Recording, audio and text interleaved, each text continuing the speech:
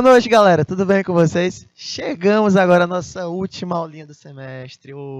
A gente está aqui já na saideira, tá bom? Nessa última aulazinha do terceiro ano. Mas a gente vai pegar essa aula para fazer uma revisãozinha rápida sobre os assuntos mais relevantes, tá bom? Para você que está preocupado com o seu vestibular, na parte de física elétrica, a gente vai dar os detalhes, umas dicas, fazer umas questões bacanas aí para que a gente possa ter uma efetividade boa nessa nossa aula, essa revisãozinha. Para quando a gente voltar, daqui a umas 2 semanas e meia mais ou menos, voltar às nossas férias aí. Tão merecidas, vocês também precisam descansar, vocês precisam ter esse momento de lazer, refrescar um pouco a cabeça para depois voltar mais afiados ainda para o vestibular de vocês, tá bom? Para o final do terceiro ano de vocês. E a gente vai continuar falando sobre a parte de circuitos, de esquemas elétricos e tudo, tá bom? Mas hoje a nossa revisão é um pouco mais leve, tá bom? A gente não vai pegar questões tão complexas e tudo. Na verdade, a nossa revisão era para pegar aquela parte do começo do ano, que eu não estava aqui com vocês ainda, não estava acompanhando vocês, mas agora que eu cheguei, a gente vai dar uma revisãozinha rápida, tá bom? Corrente, resistor, só uma coisa mais tranquila aí, nada que seja assim absurdo também não. Bacana? Então vamos adiante. Corrente elétrica, bacana? Corrente elétrica designa o movimento ordenado de cargas elétricas. Isso aqui é importante. É um movimento ordenado de cargas elétricas. Partículas eletrizadas chamadas íon ou elétrons dentro de um sistema condutor. Bacana? É importante você ter ideia disso. O que é uma corrente? Corrente é tudo que gera um fluxo entre um ponto e outro. Exemplo, corrente de ar. Você tem um ponto mais alto e um ponto mais baixo sobre corrente. Corrente de água, uma cachoeira, gerada por uma diferença de altura, né? Você tem um ponto muito alto e muito baixo, a água cai de uma vez. E a corrente elétrica é um fluxo de elétrons, né? Corrente de água é água, corrente marítmica é mar, corrente de ar é ar, corrente elétrica, elétrons. Então, essa corrente é um fluxo ordenado de elétrons que atravessa um sistema condutor. Esse sistema apresenta uma diferença de potencial elétrico, DDP, tá bom? Ou tensão elétrica, que a gente já comenta aí há várias questões. Quanto é essa DDP, quanto é essa tensão elétrica, tudo dentro desse movimento aqui. Bacana? Então, essa diferença de potencial elétrico é o que gera essa corrente elétrica. Uma diferença de potencial gravitacional, por exemplo, gera uma cachoeira. Você tem uma diferença entre gravidade de 2 pontos. Os melhores condutores elétricos são os metais, tá bom? Por outro lado, os materiais dificultam a movimentação de elétrons, são chamados de isolantes. Então, você tem como condutor e isolantes, 2 materiais distintos. Um tem facilidade em transportar corrente elétrica, outro tem dificuldade em transportar corrente elétrica. Bacana? Esse movimento tem um sistema interno muito importante. Mas eu quero que vocês atendam o seguinte fato. Nenhum objeto é 100% condutor e nenhum objeto é 100% isolante. Você fala, o metal sempre vai conduzir eletricidade. Não. Dependendo do campo elétrico onde ele está inserido, ele não conduz. É muito difícil ele não conduzir? É muito difícil, mas pode acontecer. Um plástico é sempre uma borracha, é sempre isolante, ela nunca vai conduzir eletricidade. Falso também. Dependendo do campo elétrico que ela está inserido, ele vai ter essa condução elétrica também. Bacana? Nunca é isolante, não. Quer dizer, sempre é isolante, não. Isso não tem nada a ver. Você tem que ter situações específicas para cada momento, tá bom? São exemplos madeira, plástico, papel e dando exemplo de isolantes. Lembrando que esses tipos de isolante que ele fala aqui, madeira, plástico, papel, você pode botar borracha também, né? Você pode botar o vidro aí. Tudo isso é para situações normais. Campos elétricos que você tem uma movimentação que não seja alta, né? Você tem uma movimentação menor. Há 3 tipos de condutores: sólidos, líquidos e gasosos. Sólidos, característicos por movimento de elétrons livres, que a gente chama de teoria de mar de elétrons. Você tem vários elétrons soltos em metais. Líquidos, movimentos de cargas positivas e negativas, você tem fluidos, né, para a relação daqueles líquidos ali. E gasosos, movimentos de cátions e ânions naquele sistema que você vai ter ali. Então, você tem, por exemplo, um condutor sólido. Um pedaço de ferro é um condutor sólido. Uma tomada, você tem vários pinos de ferro dentro dela. Então, quando você bota, você conduz eletricidade. Líquido, água. Água é excelente condutor elétrico. Você pegar uma banheira e derrubar um objeto elétrico ali, você pega choque, tá bom? Você é uma piscina, você pega um choque, um raio, alguma coisa do tipo. A água é excelente condutor elétrico.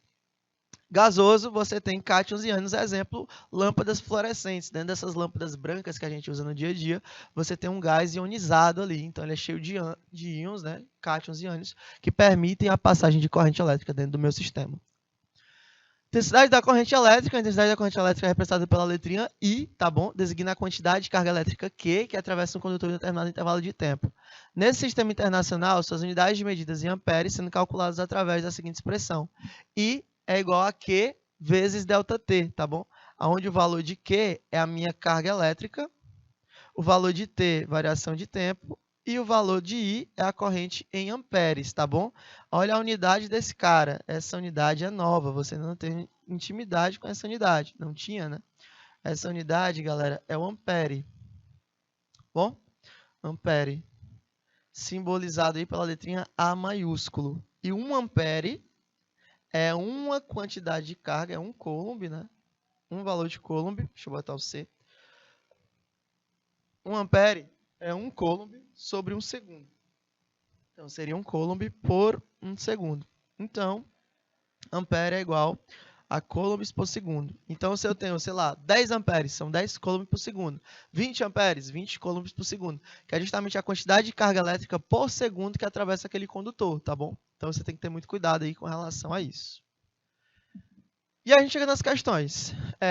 Pela secção de um condutor transversal, passam 15 coulombs a cada minuto. Determine a intensidade da corrente elétrica desse cara. Bom, aplicação direta da fórmula, corrente é igual a quantidade de carga sobre a minha variação de tempo. Logo, eu teria aqui o valor da corrente gerada. Qual seria a minha quantidade de carga? Poxa, ele acabou de falar que o cara tem 15 coulombs a cada 1 minuto. Só tem um erro aqui que eu não posso deixar passar, que é quem? Essa unidade.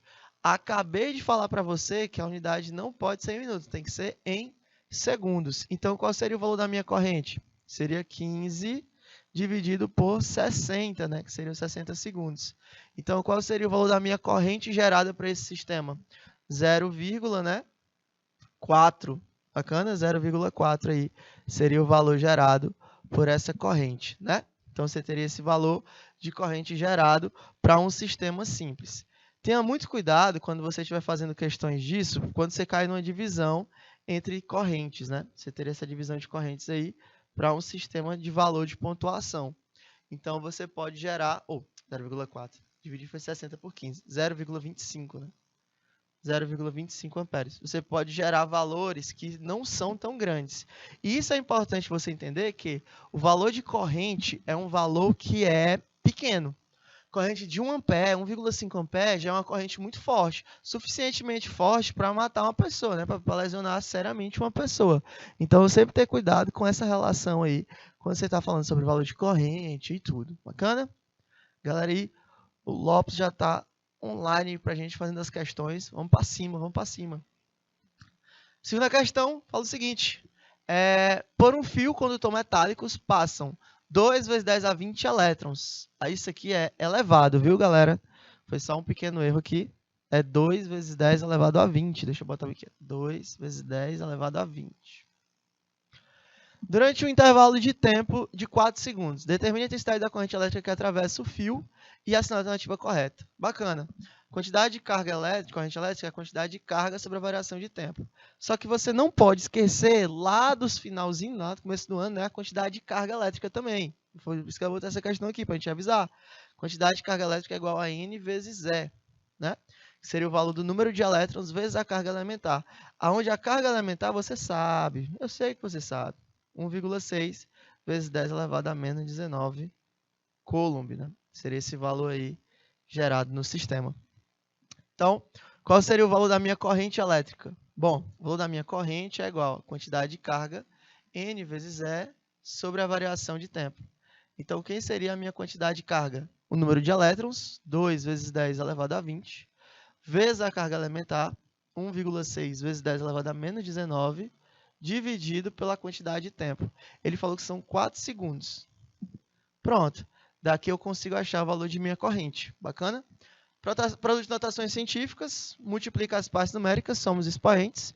2 vezes 1,6 dá 3,2 vezes 10 elevado. 20 menos 19 dá 1. Isso aqui sobre 4. Então, o valor aqui anda uma casa para a direita, eu somo 1 no expoente. Logo, quem seria o valor da minha corrente? O valor da minha corrente daria 32, né? Soma 1 não, desculpa, subtrai 1 do expoente. Daria 32 vezes 10 elevado a 0, que é o próprio 32, sobre 4. Então, qual seria o valor da minha corrente? O valor da minha corrente daria aí 8, né? 8 amperes. Então, o nosso gabarito seria letra A, ou letra B. Bacana, então, a questão fala o seguinte, que é o valor da corrente, quantidade de carga sobre a quantidade de tempo necessária. Quantidade de carga é N vezes E, número de elétrons, 2 vezes 10 a 20, vezes o valor da corrente, 1,6 vezes 10 a menos 19, dividido pelo tempo, que vale 4. Então, daria 3,2 vezes 10 a 1, dividido por 4, 32 dividido por 4, que daria 8 amperes. Nosso gabarito valeria letra B, ok? Bacana. Passando essa parte de corrente, a outra parte necessária para a gente dar uma revisadazinha, a parte de resistor, ok? Hoje, como é revisão, galera, a gente só tem uma aula hoje, eu vou dar uma aceleradinha, tá bom? Mas vocês vão ficar à vontade para assistir a aula quantas vezes vocês quiserem, vai ficar disponível para vocês. E a gente vai dar essa corridazinha justamente para a gente conseguir revisar o máximo possível antes das férias, tá bom? Então, resistor, denominamos resistor todo elemento do circuito que tenha como propriedade principal a sua resistência elétrica. Bacana. Lembrando aí que o resistor é o elemento cuja principal função dele é usar a lei que ele vai ser aplicado, né, para o efeito Joule, né, para transformar a energia elétrica em energia térmica. Poderíamos dizer ainda que o resistor é aquele elemento do circuito cuja principal função é converter energia elétrica em energia térmica. Então, tudo que tu bote numa tomada e esquente é considerado um resistor, tá bom? Porque ele vai receber energia elétrica, ele pode não ser apenas resistor, né? Mas com certeza ali dentro ele tem uma resistência. Resistência elétrica, ou energia elétrica em qual tipo de energia? Energia térmica. Bacana? Então você tem essa transformação. E o resistor ele é dado por dois símbolos possíveis dentro do meu sistema. Ou uma dentadinha, né? Essa aqui de baixo é a mais comum, ligando o ponto A ao ponto B. Ou uma barrazinha com um R, ou em cima ou dentro, tá bom? Esse símbolo é mais raro de ser achado nas questões, mas pode ser cobrado em alguma questão que você tem aí. Tá. O importante do resistor a nível do Enem ultimamente está sendo associações de resistores, bacana? Geralmente associações de resistores que o teu Enem está cobrando. Ele está deixando de cobrar resistor simples, ele não está cobrando um resistor ligado à tomada. Ele está ligando 3, 4, 5, 10 resistores ligados a uma mesma tomada. Aí resta você saber qual é o tipo de resistência que você vai ter, né? Qual o tipo de associação que você vai ter. Quando tem associação de resistores, você fala o seguinte: existem inúmeros modos de associar esses elementos, mas existem dois tipos básicos, que é o que a gente vai ver aqui, tá bom? São eles associação em série e paralelo. E se eu tiver as duas ao mesmo tempo, eu tenho uma associação mista, tá bom? Muitas vezes esses dois tipos de associação comparecem simultaneamente a um circuito, constituindo aí uma associação mista. Então, existem só dois tipos, ou série ou paralelo. Se juntar os dois, aí eu tenho uma associação mista. Então, a associação mista é um terceiro tipo de associação, Matheus? Não, é o mesmo tipo de associação, só que é agora de uma forma mista, tá bom? São as duas ao mesmo tempo. Resistência equivalente, que é realmente o importante quando eu falo de associação de resistores, é a resistência que apenas resistor deveria ter para que, suportando a mesma tensão da associação, seja percorrido pela mesma intensidade da corrente elétrica.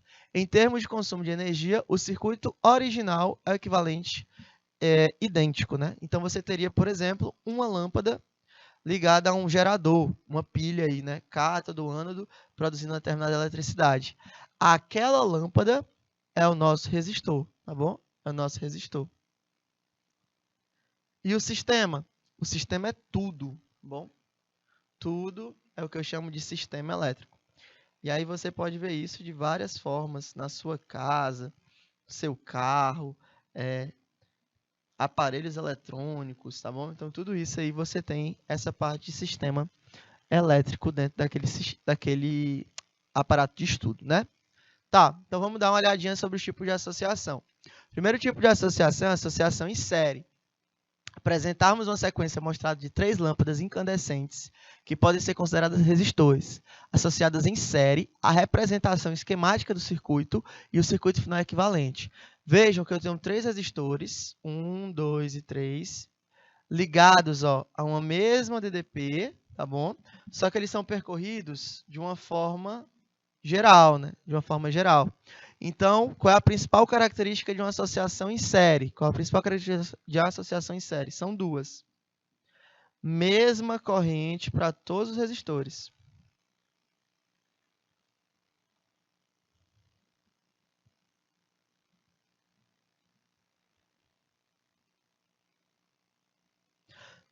Mesma corrente elétrica para todo mundo. Bacana. Quando você tem isso aí, é a principal característica de uma associação em série. Então, se alguém chegar e lhe perguntar, principal característica da associação em série de resistores, mesma corrente elétrica para todo mundo. Segunda principal característica, a DDP total do sistema é igual à soma de todas as DDPs que existem naquele meu sistema, tá bom? Então, se forem 3 lâmpadas, a DDP das 3 lâmpadas juntas daria a DDP total. Se forem 10 lâmpadas, as 10 lâmpadas juntas dão a total. 20 lâmpadas, e assim sucessivamente. Então, eu tenho essa situação aqui, bacana? E aqui na associação em série, eu tenho que lembrar o seguinte, que a resistência equivalente do resistor, né, que é o valor da resistência equivalente, é igual à soma de todas as resistências. R1 mais R2 mais R3 mais a quantidade de resistores que eu for ter até aquele sistema ali. É uma soma algébrica simples, tá bom? Justamente pelo fato de eles terem série. Dizemos que N resistores estão associados em série quando ligados de modo que o fim de cada um coincida com o início do seguinte, e são percorridos por uma corrente elétrica de mesma identidade. Então, tá aí, mesma corrente elétrica para o meu sistema, ok? E a resistência equivalente é uma soma daqueles pontos entre A e B, para que você tenha essa proporção, ok? E para associação em paralelo, né, você tem a seguinte associação. Na sequência, você tem 3 lâmpadas incandescentes associadas em paralelo, representando o esquema na figura a seguir. Então, você tem primeiro, segundo e terceiro resistor. Agora, aqui é diferente, porque aqui existe uma coisa, eu vou botar de roxo. Existe uma coisa chamada de nó. O nó, ele é um divisor de corrente. Então, essa corrente que chega aqui, ó, ela é dividida em outras 3. I1, I2 e I3. Agora, mudou o seguinte. Não é todo mundo que tem a mesma corrente. Cada um tem a sua corrente. O que vai acontecer é que cada um tem a sua mesma DDP. Então, para associação em paralelo, qual é a principal característica? Se na associação em série todo mundo tinha a mesma corrente, na associação em paralelo todo mundo tem a mesma tensão elétrica, tá bom? A mesma DDP, diferença de potencial ou tensão elétrica. E as correntes? Bom, se na associação em série a DDP total era a soma das DDPs, na associação em paralelo, a corrente total do sistema é igual à soma das correntes, porque agora a diferença entre um sistema e outro é a quantidade de correntes geradas, I1 mais I2 mais até IN, que seria o valor daquela última corrente gerada ali no sistema, ok? Dizemos que os resistores estão associados em paralelo quando ligados em 2 pontos de modo a suportarem a mesma tensão elétrica. Olha, todo mundo tem a mesma tensão elétrica aí, correntes diferentes. Agora aqui, ó, você tem o seguinte, a minha resistência equivalente é igual à soma dos inversos, tá bom? 1 sobre a resistência equivalente é igual a 1 sobre R1 mais 1 sobre R2 mais até a quantidade de resistores que você tiver, 1 sobre Rn. Tanto faz. O que eu posso dizer para você para acelerar seu processo pedagógico de resolução de questões? 2 em 2. Quando você tiver uma associação em paralelo, você pode operar eles de 2 em 2. Porque a resistência equivalente de 2 resistores em paralelos sempre é soma sobre produto.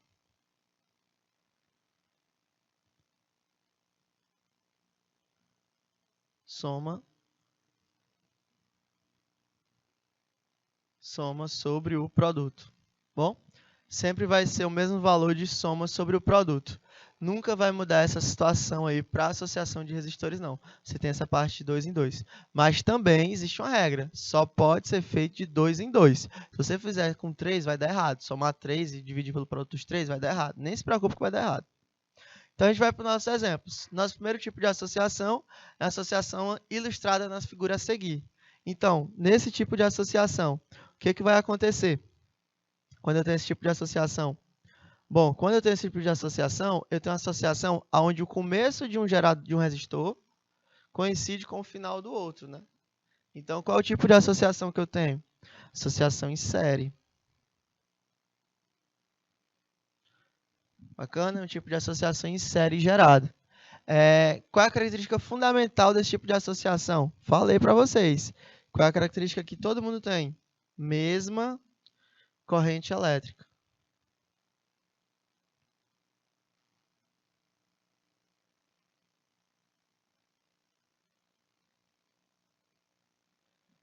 Mesma corrente elétrica para todo o meu sistema, tá bom? Não altera de sistema para sistema, não. Você tem uma situação comum. Letra C, valor da resistência equivalente. Então, a resistência equivalente do meu sistema é igual à soma 4 mais 8 mais 3. Então, qual seria o valor da resistência aí?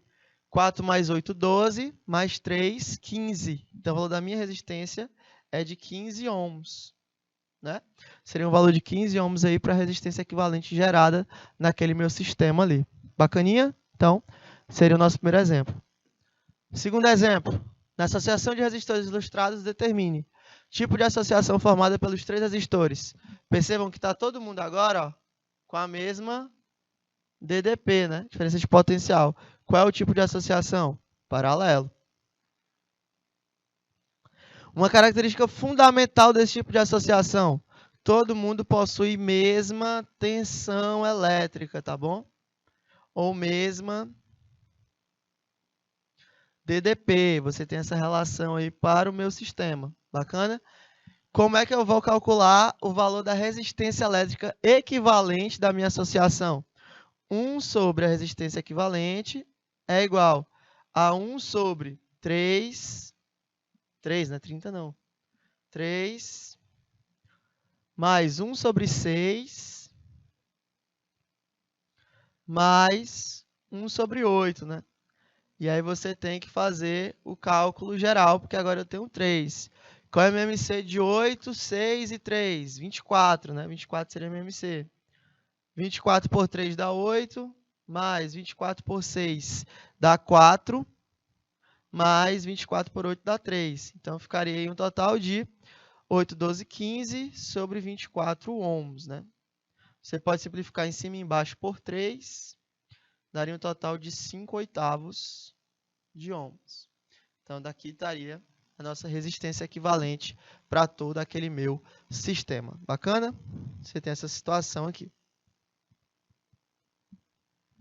Tá, e como é que era uma questão dessa no Enem? No Enem fala o seguinte: 3 lâmpadas idênticas foram ligadas em circuitos esquematizados. A bateria apresenta resistência interna desprezível e os fios possuem resistência nula. Então, bateria está de boas, fio está nulo. E ele fala o seguinte: um técnico faz uma análise do circuito para prever a corrente elétrica nos pontos A, B, C, D e E. E rotulou essas correntes como IA, IB, IC, ID e E, respectivamente. O técnico concluiu que as correntes que apresentam o mesmo valor são. Então, você tem essa situação de corrente. Bom, qual é a dica que eu dou para você? Todo mundo que está entre os mesmos pontos possui mesmas correntes, tá bom? Todo mundo que está entre os mesmos pontos possui mesmas correntes. Então, o que é que eu vou dividir? Vou dividir em setor. Eu tenho esse primeiro setor, todo mundo está no primeiro setor, tem a mesma corrente. Segundo setor, todo mundo está no segundo setor, tem a mesma corrente. Terceiro setor, todo mundo está no terceiro setor, tem a mesma corrente. Então, sempre saber como você faz em relação a isso. Bom, bacana. Então, o que eu vou fazer? Todo mundo que possui o mesmo setor tem a mesma corrente. IA é igual a IE, verdadeiro. IC é igual a ID. IB é igual a IA, que é igual a IE, já está falso. Porque IB é do segundo setor.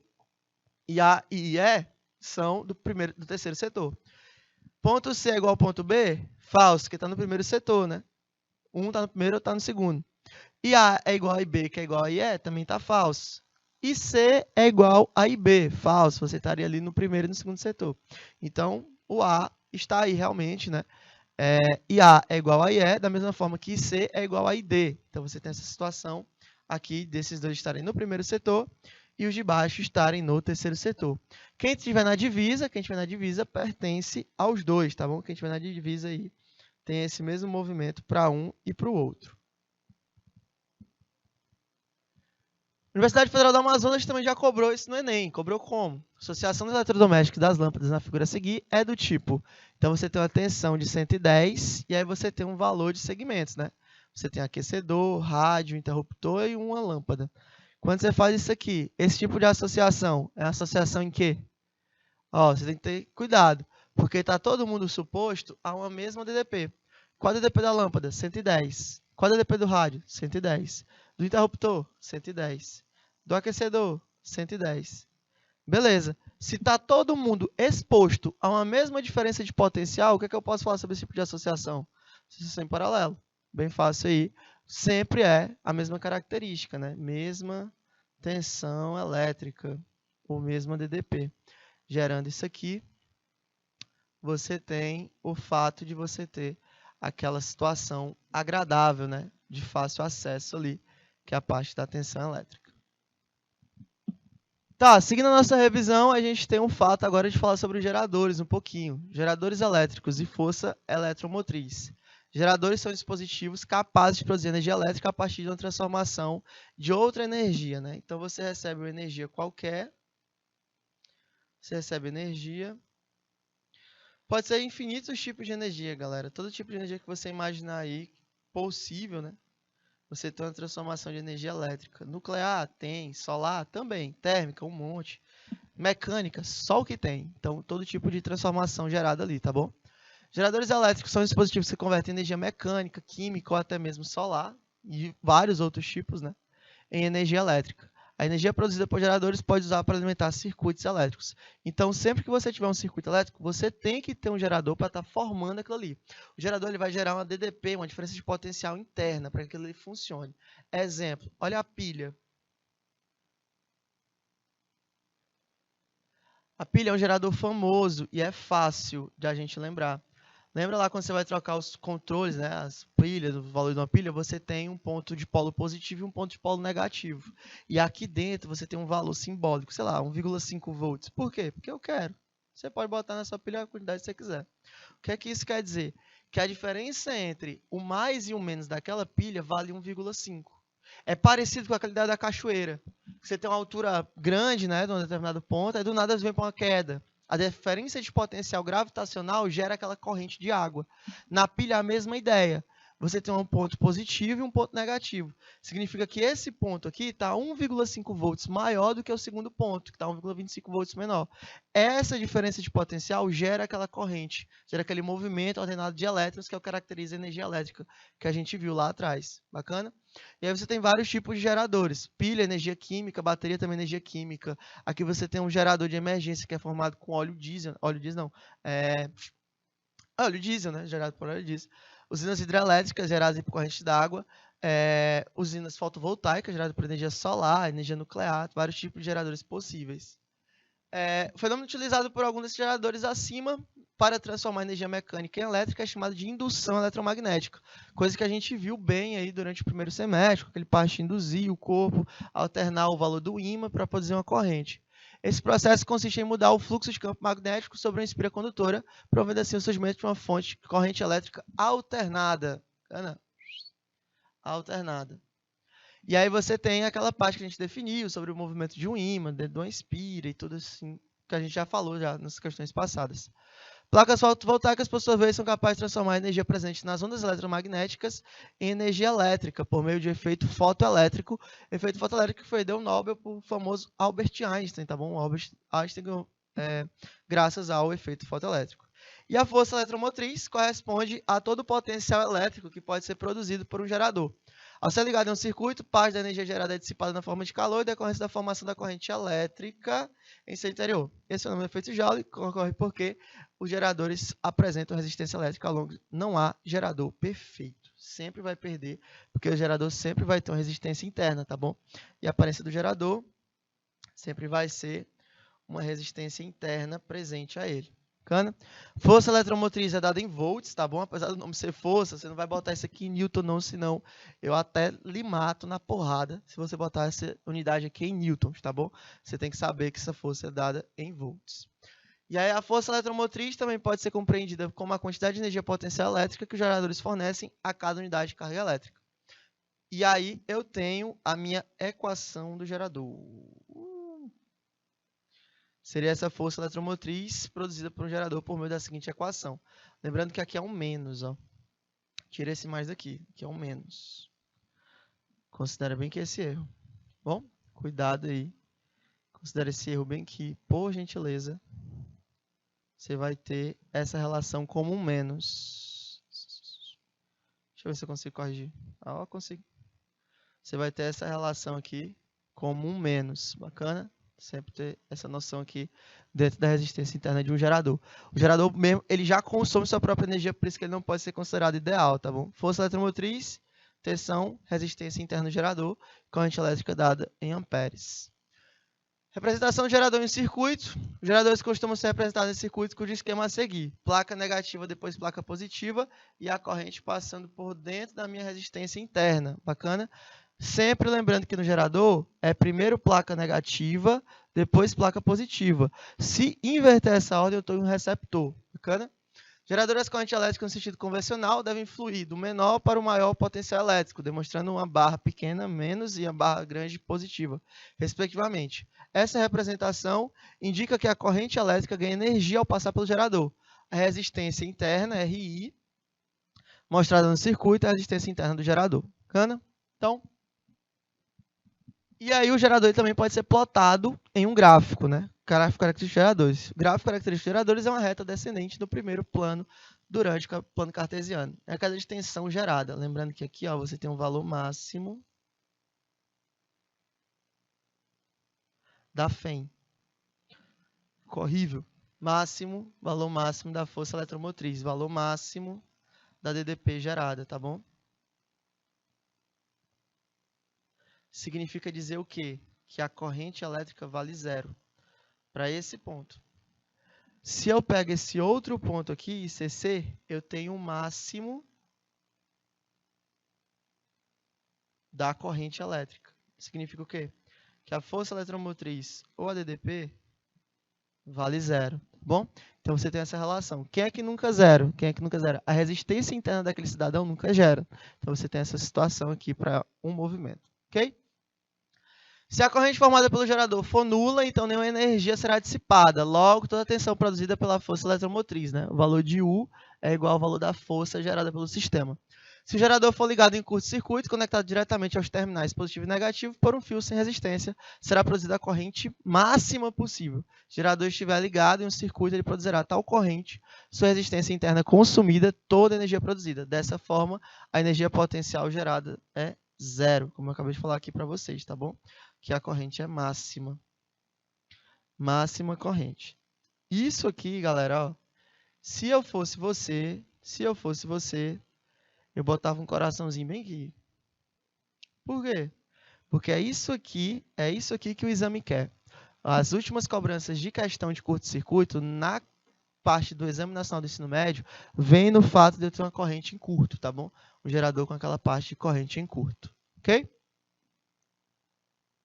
E a primeira lei de Ohm, podemos utilizar a informação contida na curva característica do gerador para calcular a resistência interna dele. RI, que é a resistência interna, é igual a FEM sobre o valor da corrente. E aí a gente chega nas questões. Imagina aí, um determinado gerador que possui uma força eletromotriz de 2 volts, uma resistência interna de 0,5 está associada em série a uma pequena lâmpada de resistência 2 ohms. Determine a tensão elétrica existente entre os terminais de um gerador. Então você tem aí o valor de FEM, força eletromotriz, o valor de I, resistência interna daquele pequeno gerador, e uma lâmpada que tem um valor de 2 ohms determinada, né? Lembrando aí que a equação do gerador é DDP igual a FEM menos R vezes I, e o valor da lei de Ohm, U é igual a R vezes I, para que eu tenha aquele meu sistema de equações onde eu possa resolver a minha questão, ok? Então, pedi um minutinho para vocês tentarem responder a questão.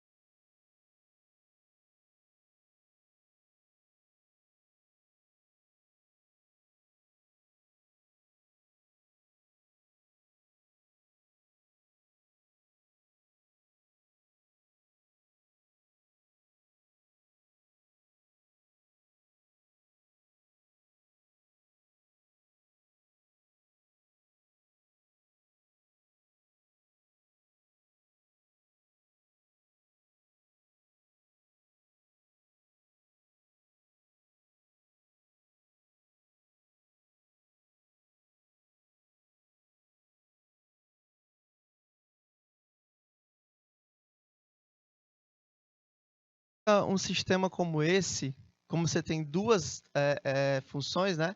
Você tem tanto a do gerador quanto a primeira lei de Ohm. O que é que você faz? Você iguala elas duas para que você possa calcular a corrente elétrica. Depois de achar da corrente elétrica, você pode voltar e achar o valor da DDP que você queira em qualquer uma das duas questões. Então, ficaria Φ menos R vezes I igual a R vezes I, né? O valor da minha força vale 2, a questão já me deu.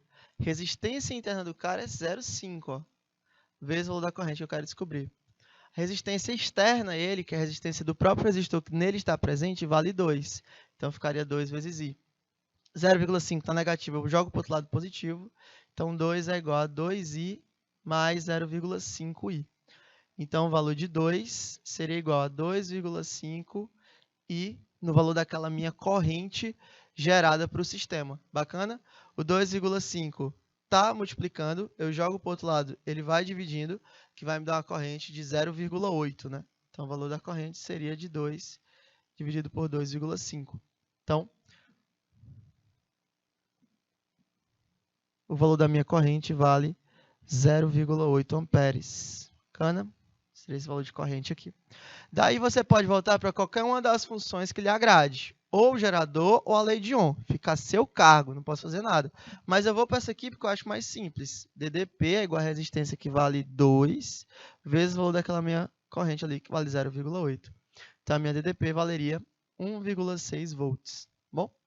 Daí você também pode tentar fazer pela outra equação, que é a equação de gerador, tem que dar o mesmo resultado, tá bom? Ficaria 2 menos 0,5 vezes 0,8. Então, daria ali 0,4, né? 2 menos 0,4, 1,6. Gabarito bate certinho também, letra C, tá bom? Então, você tem as duas funções, tanto a do gerador quanto a do resistor, bota elas em um sistema e aí você acha o valor de corrente. Achou o valor de corrente, volta, acha o valor da DDP, tá bom? Próxima questão.